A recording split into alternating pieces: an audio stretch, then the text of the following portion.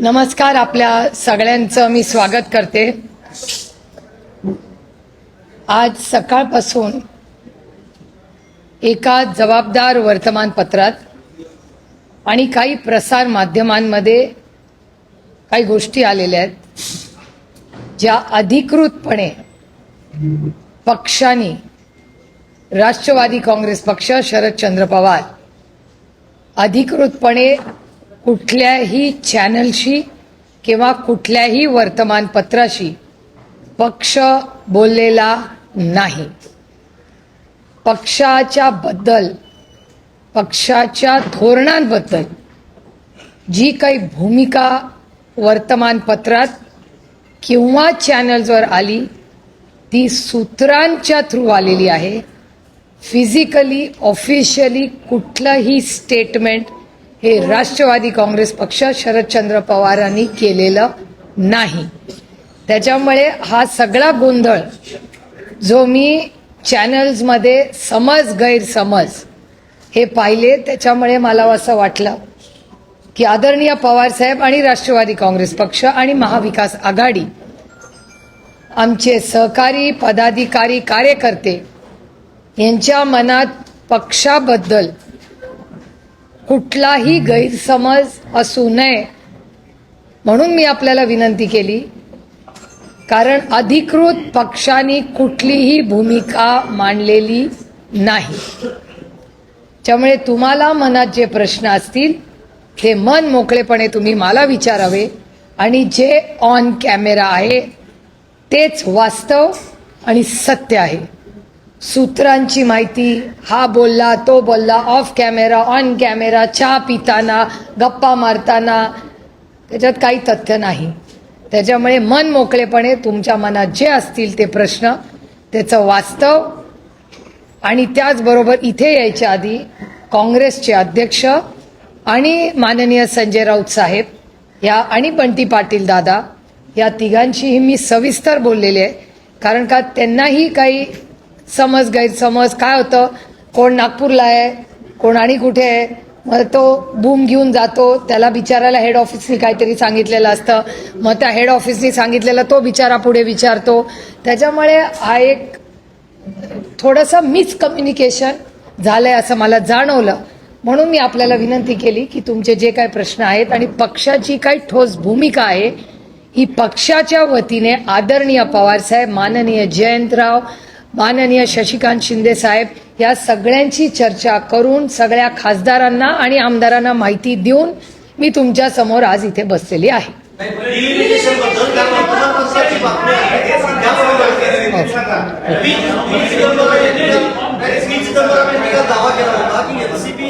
पक्ष जो आहे त्याचबरोबर जेडीयू यांना भाजपकडून गळ घातली जाते।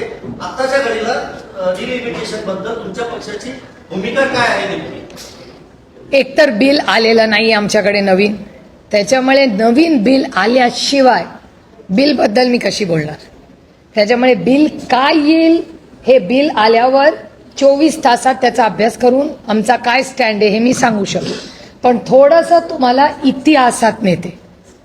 इतिहास या बिलाचा असा आहे की जेव्हा एकतर महिला आरक्षणाचं बिल हे एकमताने भारताच्या संसदेत पास झालेलं आहे, हे वास्तव आहे या देशात। त्यामुळे महिला आरक्षणाचं बिल यूनैनिमसली पास हो चुका है इस देश में, हम सब ने पास किया है, एक मत से पास किया है, ही एक भूमिका झाली। त्याच्यामुळे हे वास्तव आहे। त्याच्यानंतर माननीय किरण रिजिजू यांनी अरविंद सावंतजी, शिवसेना, असद ओवेसी भाई, असद भाईंना, मला आणि अरविंद सावंतांना, आम्हाला तिघांना त्यांनी बोलवलं दिल्लीत। त्या मीटिंगमध्ये या देशाचे गृहमंत्री माननीय अमित भाई शाही होते।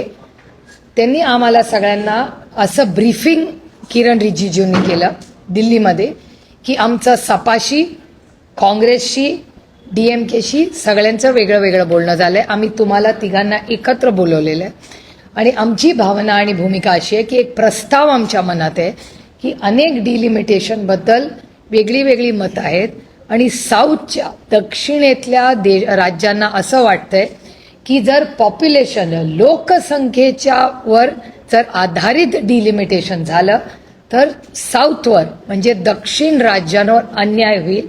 त्याच्यामुळे डिलिमिटेशनला सगळ्यांचा विरोध आहे.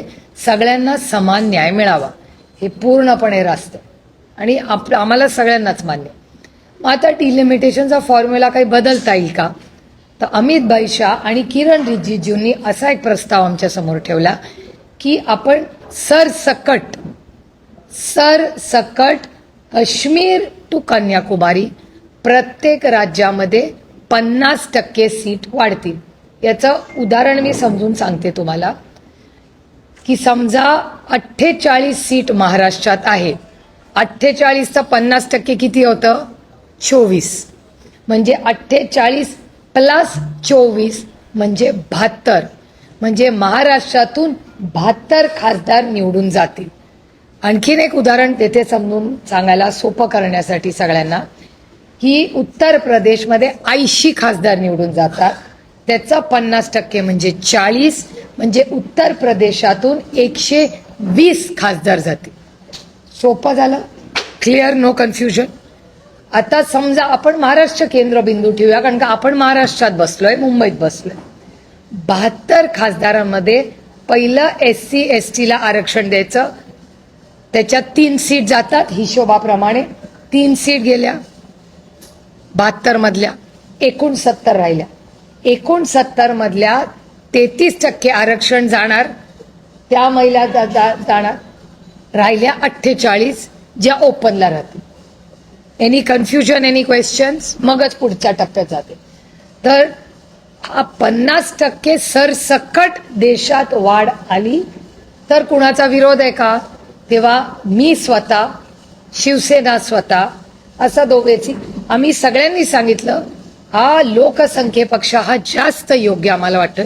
आम्ही इंडिया अलायन्समध्ये चर्चा करतो आणि मग तुम्हाला सांगतो. मी स्वतः त्या इंडिया अलायन्सच्या मीटिंगमध्ये गेले. हा प्रस्ताव अमित भाई शाहनी आम्हाला बोला. आमचं ऑब्जेक्शन होतं की आम्हाला सगळ्यांना एकत्र बोलवा. तुम्ही सपाला, तृणमूलला, काँग्रेसला असं वेगळं बोलू नका. जे करायचंय, जर चांगला प्रस्ताव असेल, मनात काही दुसरं नसेल तर मग आम्हाला इंडिया अलायन्सला एकत्र का नाही बोलत? म्हणून खडगे साहेबांच्या नेतृत्वाखाली आम्ही एक पत्र लिहिलं सरकारला की बाबा जो काही प्रस्ताव आहे हा आम्हाला बरा वाटतोय, करायचं असेल कारण का डिलिमिटेशनचं बिल ह्या वर्षी ड्यू आहे. त्याला काही टाईमलाईन नाही पण साधारण अनेक वर्षानंतर एक टाईमलाईन नंतर डिलिमिटेशन होतं. तर ते 2026 मध्ये करायचं असेल तर एक चर्चेनी गुणागोविंदाने ते व्हावं. कुठल्याही राज्यावर अन्याय होऊ नये म्हणून हा प्रस्ताव आला. माझं स्वतःचं DMK, तृणमूल, सपा सगळ्यांशी बोलणं झालं, काँग्रेसशी बोलणं झालं आणि मोठी हा प्रस्ताव जेव्हा आला तेव्हा आम्ही सगळे म्हणलो की इंडिया अलायन्सच्या माध्यमातून आपण या सगळ्याचा विचार करायला हरकत नाही कारण का कुठल्याच राज्यावर त्याच्यात काही अन्याय होत नाही असं दिसतंय. पण हे करत असताना डिलिमिटेशनचा प्रोसेस काय असेल, म्हणजे मतदारसंघ जर बदलायचे झाले तर तुम्ही कसे बदलणार, त्याचा फॉर्म्युला काय, तर याचं उत्तर सरकारकडे नव्हतं. मग सरकारने बिल आल्यावर आम्हाला धक्का बसला कारण का मला स्वतःला वाटलं होतं की ते 50% त्याच्यात लिहिलेलं असेल. बिलमध्ये कुठेही 50%चा उल्लेख देखील नव्हता. तुम्ही संसदेची चर्चा जर काढून बघितली, आम्ही सविस्तर त्याचा उल्लेख आमच्याही भाषणात केलाय आणि माननीय अमित भाई शाहचं ऑन रेकॉर्ड पार्लमेंटमध्ये संसदेत स्टेटमेंट आहे की 50%ची अट माझी घालायची तयारी आहे. 1 तास हाऊस बंद करूया, मी बिलाचा प्रस्ताव करतो. नंतर ना हाऊस बंद झालं ना नवीन बिल आलं आणि बिलचं काय झालं हे तुम्ही सगळ्यांनी पाहिलेलं आहे. त्याच्यामुळे 50%. आता मला कोणीतरी परवा व्हॉट्सॲपवर विचारलं तुमचा डिलिमिटेशनला सपोर्ट आहे का, तर मी म्हणलं जेव्हा मागच्या वेळीच माझं बोलणं आणि मी कुणाशीही बोललेले नाही, मला कुठल्याही प्रसार माध्यमातून मीडिया हाऊसनी विचारलेलं नाही, मी कुणाशी वर्बली बोललेले नाही.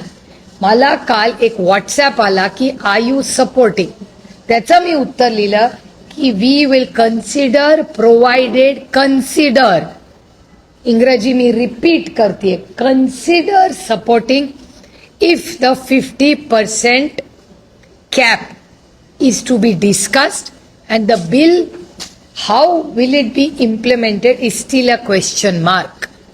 एवढं सविस्तर मी व्हॉट्सॲपवर एक प्रायव्हेट कॉन्व्हर्सेशनमध्ये हे सांगितलेलं आहे. आता प्रायव्हेट कॉन्व्हर्सेशनच्या जर बातम्या होत असतील तर मग आता आजपासून तुमच्याशी प्रायव्हेट व्हॉट्सॲपवर का बोलायचं का नाही हा पण प्रश्न झाला. कारण का एक तुम्ही मला प्रश्न विचारला तो मैत्रीत मी त्याचं तुम्हाला उत्तर दिलं. ती बातमी होणार असेल तर आजपासून मी तुम्हाला जेव्हा बोलीन on record off record WhatsApp मी असं समजीन की तो कॅमेरा चालू आहे. कारण का ती व्हॉट्सॲप की काय आमचा खूप गांभीर्याने काम करणारा पक्ष आहे. त्याच्यामुळे व्हॉट्सॲपवर आम्ही धोरणं नाही ठरवत. बिल तर हातात आलं पाहिजे. मी सपोर्ट करायला माझ्या हातात बिल तर असलं पाहिजे. बिलच आलेलं नाही सपोर्टचा विषयच येत नाही. पण जुन्या बिलमध्ये काय होतं याची चर्चा जरूर झाली आहे. मी आजही जेव्हा राऊत साहेबांशी बोलले तेव्हा राऊत साहेबांनी मला हे सांगितलं की हो सुप्रिया तू म्हणलीच हे बरोबर आहे. मी उद्धवजींशी बोललो. आम्ही अरविंद सावंतांनाही बोलून घेतलं. अरविंद सावंतांनी कन्फर्म केलं की सुप्रिया सुळे, असद ओवेसी, अरविंद सावंत, अमित शहाजी आणि किरण रिजिजू अशी मीटिंग दिल्लीत झाली का तर झाली. ती ऑफिशियलच मीटिंग होती. ती आम्ही काँग्रेसला सांगितली का ऑफकोर्स सांगितली. आणि मी आजही जेव्हा हर्षवर्धन सपकाळांना बोलले मी काँग्रेससाठी बोललेलेच नाही. तुम्ही दाखवावा आज सकाळपासून मी कॅमेरावर काँग्रेसने हा निर्णय घेतलाय. मी आता पहिल्यांदा बोलते आज मीडियाशी. त्याच्यामुळे या सगळ्या गोष्टी ज्या आहेत it's a storm in a teacup. मला वाटतं त्या खिडक्या बंद करा म्हणजे आवाज येणार. त्यामुळे राष्ट्रवादी काँग्रेस पक्ष शरदचंद्र पवार डिलिमिटेशनच्या बाबतीत जर गरज असेल तर सरकारने प्रस्ताव द्यावा. 50% जो कॅप आहे तो जर सगळ्या इंडिया अलायन्सची आम्ही चर्चा करू आणि योग्य आणि लोकप्रतिनिधी आणि मायबाप जनतेच्या हिताचा असेल तर आमची कुठल्याही विधेयकाला चर्चा करायची तयारी आहे. कारण काही लोकशाही आहे.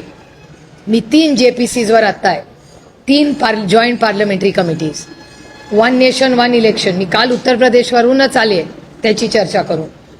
मी नवीन कॉर्पोरेट लॉ येतोय त्याच्या JPCवर आहे. आणि 3री JPC 130th अमेंडमेंट. त्याच्यामध्ये कुठलाही प्रधानमंत्री मुख्यमंत्री जर 30 दिवस जेलमध्ये गेला तर त्याला सुमोटो काढायचा अधिकार आहे. याचा राष्ट्रवादी काँग्रेस पक्ष शरदचंद्र पवार ताकदीने विरोध करत आहे. 2 JPCs मध्ये आम्ही चर्चेला बसलोय. अजून ती JPC पूर्ण झालेली नाही. त्याच्यामुळे 2 मध्ये आमची अजूनही चर्चा चालली आहे. 3ऱ्या JPC मध्ये आमचा पहिल्या दिवसापासून त्या विधेयकाला विरोध आहे. कालही होता आजही येऊन उद्या होईल. कारण का कुठलाही व्यक्ती उद्या कुठल्याही नेत्याला जेलमध्ये टाकेल, 31 दिवस ठेवेल, 31व्या दिवशी त्याला सुमोटो काढता येईल हे अधिकार कोणाचेही नाही. कारण का केस खरी आहे की नाही या देशामध्ये you are innocent till you are proven guilty.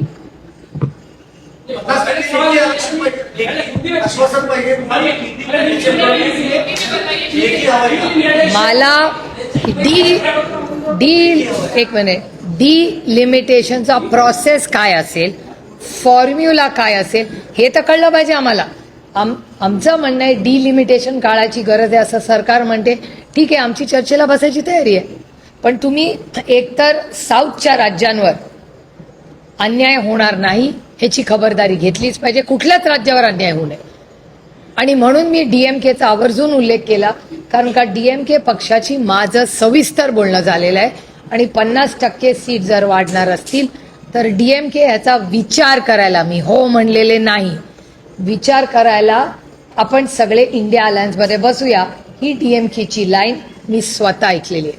त्याच्यामुळे त्यांच्या ह्या सगळ्यांबरोबर चर्चा करूनच इंडिया अलायन्स एक मताने निर्णय घेईल. असं झालं त्याच्या आधी ना 50%चं आलं ना फॉर्म्युला आला आणि विधेयक पडलं. आणि त्याच्यामुळे नवीन विधेयक आमच्याकडे आलेलं नसल्यामुळे आम्ही विधेयकावर कसं बोलणार.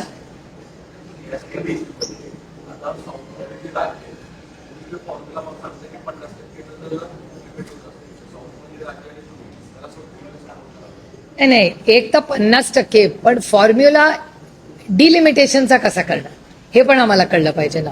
आता तुम्हाला आठवत असेल तर आसाममध्ये तुम्ही जर बघितलं तर आसाममध्ये गौरव गोगोईंचा मतदारसंघाची चीरफाड करून टाकली होती. हा डेटा आहे ना. त्याचबरोबर पुण्यामध्ये कॉर्पोरेशनचे जे वॉर्ड्स आहेत त्याच्यामध्ये दत्ता धनकवडेंचा वॉर्ड हा पूर्णपणे तोडून फोडून टाकला होता. आणि हे तुमच्याच चॅनलवर दत्ता धनकवडेंनी ही कंप्लेन दिवंगत नेते अजितदादा पवारांना सांगितली होती. हे तुमच्या चॅनलवर दाखवलेली गोष्ट आहे. तर पुणा म्युन्सिपल कॉर्पोरेशनमध्ये तोडलेले फोडलेले वॉर्ड, आसामच्या इलेक्शनमध्ये तोडलेले फोडलेले मतदारसंघ, त्याच्यामुळे काळजी वाटणं साहजिक आहे ना. डिलिमिटेशन व्हावं नाही व्हावं, 50% वाढवावं, काय फॉर्म्युला, चर्चा तर झाली पाहिजे नाही का. सशक्त लोकशाहीमध्ये चर्चा तर झाली पाहिजे. आणि प्रस्तावच आला नाही, त्याच्यामुळे प्रस्ताव नाहीच आला म्हटल्यावर आम्ही बोलणार कसं त्याच्यावर.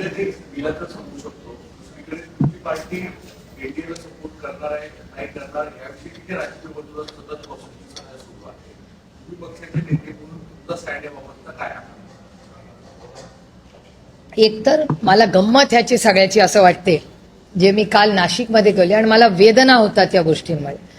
कारण का आमचं आयुष्य काही ब्रेकिंग न्यूज नाही आहे. आम्ही राजकारणात समाजकारणात जेव्हा येतो तेव्हा आमची भावना ही चांगलं पॉलिसी मेकिंग व्हावं म्हणून आम्ही दिल्लीला जातो. म्हणजे मी स्वतः खासदार का झाले याचं कारण मला असं वाटलं की चांगली पॉलिसी मेकिंगचं काम आपण करावं, विधेयकांवर चांगलं काम करावं. आणि विधेयकांवर सोडून बाकी सगळीच चर्चा आमच्याबद्दल होती. एक तर आम्हाला आधी काँग्रेसमध्ये मर्ज केलं, मग आम्हाला बीजेपीत मर्ज केलं, त्याच्यानंतर सेनेत मर्ज केलं. मी परवा नाशिकमध्ये म्हणले आता मनसेच राहिले.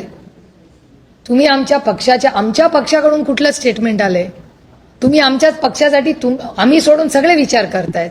आमच्या एकाही आमदार, खासदार, पदाधिकारी, नेता, आमचा कार्यकर्त्याचं कुणाचंही स्टेटमेंट मी कुठल्याही चॅनलवर पाहिलेलं नाही. तुमचे सूत्र तुम्हाला सांगतात. कुठला आमचा नेता येऊन बाहेर म्हणालाय काही वेगळं?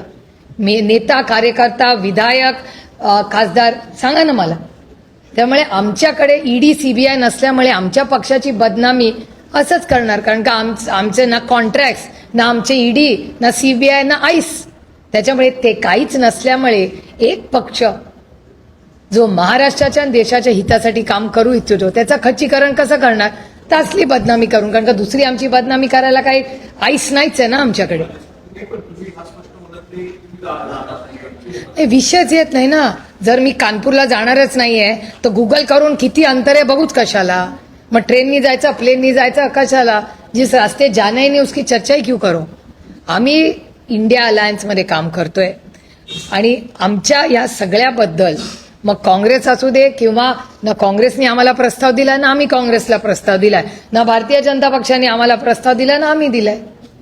त्याच्यामुळे ना एनडीएचा प्रस्ताव आहे ना काँग्रेसचा प्रस्ताव आहे. आम्ही आहोत तिथे आम्ही सुखी आहोत. पवार साहेब एकनाथ शिंदेच्या केबिनमध्ये जाणार किंवा जयंत पाटील काल थेट मुख्यमंत्र्यांना भेटतात तेव्हा पटेल तटकरे तिथं असणार, हा काही योगायोगच आहे का? एक मिनिटं. पवार साहेब कॅबिनमध्ये जाणं हा योगायोगच आहे. कारण का ते चालत गेले. आता it's really a boring story. तुम्हाला वेळ असेल आणि त्याला व्ह्युअरशिप असेल तर सांगते. पवार साहेब चालत गेले यांनी असेंब्लीमध्ये आणि मी थोडीशी लेकीच्या ह्यानी नेहमी जरा एजवर असते. कारण का माझं म्हणणं असतं तुम्ही जास्त चालू नका, जास्त एक्झर्शन करू नका वगैरे वगैरे. आणि ते ओव्हर इंडिपेंडंट असल्यामुळे ते हात करून म्हणतात तू गा बस, तुला काय कळत नाही. म्हणून ते आपल्या चालत सुटले नेहमीप्रमाणे. आणि परत येताना तिथल्या कॅमेराजमध्ये या सगळ्या गोष्टी आहेत की काही आमदार साहेबांना म्हणले साहेब तुम्ही आलाच आहे इतक्या वर्षांनी तर आम्हाला पण इथे बसूया. तर जी खोली होती तिथे ते वळाले आणि त्या खोलीत जाऊन ते बसले. आता त्यांना काय माहिती. आणि एक सांगते, असेंब्ली पार्लमेंटमध्ये, संसदेत आणि कुठल्याही असेंब्लीमध्ये फक्त प्राईम मिनिस्टरचं ऑफिस आणि चीफ मिनिस्टरचं ऑफिस ह्या फिक्स जागा असतात. बाकी सगळ्यांचे ऑफिसेस बदलत असतात. हे तुम्हालाही माहिती असेल, तुम्ही रिपोर्टिंग करता. तिथे काय फिक्स जागा नसतात. कुठलीच आयुष्यातली जागा बाय द वे राजकीय पद्धतीत फिक्स नसते. आणि ज्याला वाटत असेल ती फिक्स्ड आहे ह्या भ्रमात मी तरी नाही आहे. There is nothing permanent in politics ever for anybody for that matter. त्याच्यामुळे ह्या भ्रमात मी नाही आहे. त्याच्यामुळे ते जाऊन तिथे बसले. ते काय 4-5 लोक त्यांना भेटले. हा शिंदे साहेबांचा मनाचा मोठेपणा. अच्छे को अच्छा बोलना चाहिए. आता त्याची न्यूज कराल की शिंदे साहेबांचं ताईंनी कौतुक केलं. जे चांगलं आहे हे वास्तव ते मी खरं बोलते की ते कॅबिनेट सोडून ते आले, त्यांनी साहेबांना 1.5 सेकंद एक बुके दिला, हा त्यांचा मनाचा मोठेपणा, आणि ते निघून गेले. साहेबांनी त्यांची मीटिंग केली आणि आले. त्यानंतर राऊत साहेब नाराज झाले. मी स्वतः राऊत साहेबांना फोन करून सांगितलं की राऊत साहेब असं असं झालं. दुसऱ्या दिवशी तुमच्याच चॅनलवर राऊत साहेबांनी हेही सांगितलं की हो मला फोन आला होता, मला आता कळलंय, आता माझी नाराजी काही नाही. त्याच्यामुळे ती व्यक्ती, ती गोष्ट होऊन ॲक्च्युली खूप जुनी झालेली आहे ती. पण तुम्ही विचारली म्हणून, आणि मी फार इतिहासात रमत नाही, मी आय लिव्ह द मोमेंट, मी वास्तव तेच जगते. कालची घटना, आता मला सांगा, तुम्ही मला पण हा प्रश्न विचारत नाहीये. काल माझा ब्रेकफास्ट उत्तर प्रदेशमध्ये योगी आदित्यनाथजींबरोबर होता, माझं लंच डिम्पल यादवांकडे होतं. मग तुम्ही मला हा प्रश्न विचारत नाही की तुम्ही यांना का भेटला? हा पण प्रश्न आहेच ना. योगीजींकडे आम्ही गेलो होतो 1 नेशन 1 इलेक्शनच्या कामासाठी. हा योगीजींनी एक मुख्यमंत्री म्हणून आम्हाला गाईड दिलं, आम्ही भेटलो, आम्ही फोटो काढला, आम्ही ट्विट केला त्यांचे आभार मानून. डिम्पल यादव आणि अखिलेश यादव यांचे आमचे कौटुंबिक संबंध आहेत. मी त्यांना भेटायला गेली उत्तर प्रदेशला गेल्यावर. धर्मेंद्र भैया आणि मी पूर्ण 2 दिवस एकत्र होतो सपामध्ये. ह्या काय प्रत्येक जण कुणाला भेटला म्हणून काही कट कारस्थानासाठीच भेटतं हे खरंच मनातून काढून टाकाय. दुर्दैव आहे की महाराष्ट्राच्या राजकारणात कोणी भेटलं म्हणजे काहीतरी कट कारस्थान करते. एक हा माझा मुद्दा. जयंतराव काल ऑफिशियली माननीय मुख्यमंत्र्यांचा वेळ मागून गेले होते. माननीय मुख्यमंत्र्यांना ते हे सांगायला गेले होते की राष्ट्रवादी काँग्रेस पक्ष शरदचंद्र पवार ह्याचा नगराध्यक्ष आहे, त्या नगराध्यक्षावर चुकीच्या पद्धतीने ॲक्शन घेतलेली आहे. बरोबर ॲक्शनचं टायमिंग बघा, हाऊस चालू असताना ॲक्शन नाही झाली, बरोबर असेंब्ली संपली आणि 2 दिवसात ॲक्शन झाली. हा योगायोग आहे. हा एक भाग झाला. जयंतराव तर ऑफिशियली गेले होते, गाडीने गेले, गाडीने आले. त्यांनी जयंतरावनी काय हुडी घातली नव्हती, ऑफिशियलीच गेले, काही प्रॉब्लेम नाही. एक तिथे सुनील तटकरे जी आणि प्रफुल्ल पटेलजी होते का नाही ह्याचं उत्तर माझ्याकडे नाही. आणि हा प्रश्न मला विचारायच्या ऐवजी हा प्रश्न तुम्ही माननीय देवेंद्रजींना विचारला पाहिजे, कारण काही मीटिंग त्यांच्या घरी झाली. वर्षा बंगल्यात ते राहतात ना, त्याच्यामुळे त्यांच्या बंगल्यात कोण येतं जातं हे आम्ही कसं सांगणार? आम्ही सामान्य माणसं, आम्ही साधे विरोधी पक्षातले खासदार, आम्हाला कसं माहिती असेल माननीय मुख्यमंत्र्यांच्या घरी कोण जातं नाही? ह्या सगळ्या प्रश्नाची उत्तरं तुम्ही त्यांना विचारावं लागेल. आमच्या पक्षाचे नेते इस्लामपूरच्या, ईश्वरपूरच्या कामासाठी गेले होते, ऑफिशियली वेळ मागून गेले होते, त्यांचं काम झालं आणि पुढच्या दरवाज्याने गेले आणि पुढच्याच दरवाज्याने परत आले. मतदारसंघ पुनर्रचनेच्या बिलच्या संदर्भात तुम्ही म्हणता की 50% सरसकट जर जागा वाढत असतील तर त्या संदर्भात इंडिया अलायन्स मध्ये त्या संदर्भातली चर्चा होती. परंतु जर एकीकडे पाहिलं तर हे जे काही पुनर्रचना होते त्याच्यानुसार उत्तर भारताला एक वेगळं माप दिलं जाणार आहे, दक्षिण भारताला तसं होणारच नाही ना. जर 50% आलं तर मग कसं माप होईल? स्टँडर्डायझेशनच होईल ना, काश्मीर टू कन्याकुमारी. मेजॉरिटी मतदारसंघ वाढणार, अर्थातच तिथे 500हून अधिक मतदारसंघ बनतील, दक्षिणेकडे 300 मतदार. आत्ता जसं आहे तसंच होईल. आत्ता जो बॅलन्स आहे तोच 50% वाढला तर राहील. आत्ता जेवढे तेवढीच टक्केवारी राहणार ना, टक्केवारी थोडी बदलते. परंतु एकीकडे उत्तर भारतात जो डॉमिनेट करणारा पक्ष असेल तोच संपूर्ण देशभर राज्य करत. Not necessary. सगळं साऊथ हारले तर कसं करतील? किती सीट आले तरी 800 सीट होतील ना, मग गेम विल चेंज. पण मग तुम्ही समाधानी असणार का? म्हटलं की तसं महाराष्ट्रात सुद्धा 72 परत आपली संख्या जाईल आणि कोणत्याही राज्यावर अन्याय होऊ नये अशी आपली भूमिका आहे. क्लिअरली. तर 50% वाढले तर या सूत्राबरोबर पण त्याच्याबरोबर एक तर प्रस्ताव तर येऊ द्या. मागच्या वेळेस आम्हाला बोलवलं मीटिंगमध्ये पण बिलमध्ये आलंच नाही, म्हणून आम्ही बिलला विरोध केला. म्हणजे आम्हाला बोलून सांगितलं एक आणि बिलमध्ये प्रिंटमध्ये आलं नाही. आता आपण जे बोलतो ते बिलात यायला पाहिजे ना. काँग्रेसचा या संपूर्ण 50%ला जर विरोध असेल चर्चा तर मग तुम्ही काँग्रेस सोबत राहणार की नाही? आम्हाला बिल आल्याशिवाय मी बोलणार नाही. बिल आल्याशिवाय मी कसं बोलणार? कारण का इम्प्लिमेंटेशन कसं करणार हा पण एक मोठा मुद्दा आहे ना. कारण का जर सीट असतील तर त्या सीटमध्ये फॉर्म्युला काय असेल त्याचं क्लॅरिफिकेशन केंद्र सरकारला आम्हाला द्यायला लागेल.